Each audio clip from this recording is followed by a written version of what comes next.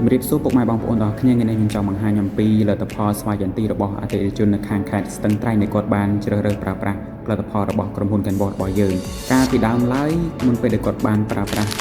ថ្នាំរបស់ Kenwood របស់យើងគឺចន្ទទីរបស់គាត់គឺអត់ល្អទេបងប្អូនមានបញ្ហាដូចជាសាកលិតបំផ្លាញដូចជាមូតែបញ្ហាដោយសារភ្លៀងអាស៊ីត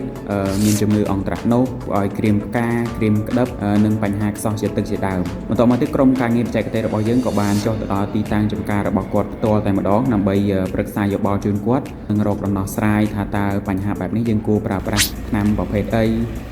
ជីបំពន់ប្រភេទណាដើម្បីធ្វើឲ្យចន្ទទីរបស់គាត់ប្រសើរឡើងចឹងទៅហើយបន្ទាប់ពីប្រើប្រាស់ថ្នាំរបស់យើងឃើញថាលទ្ធផលគឺល្អមែនទែនការប្រមូលផលរបស់គាត់គឺមានការកើនឡើងខ្លាំងខុសពីពេលដែលគាត់មិនទាន់បានប្រើប្រាស់អញ្ចឹងនេះគឺជាលទ្ធផលជាក់ស្ដែងដែលយើងឃើញថាការប្រមូលផលរបស់គាត់គឺបានច្រើនជាងមុនឆ្ងាយបងប្អូនអាចមើលបាន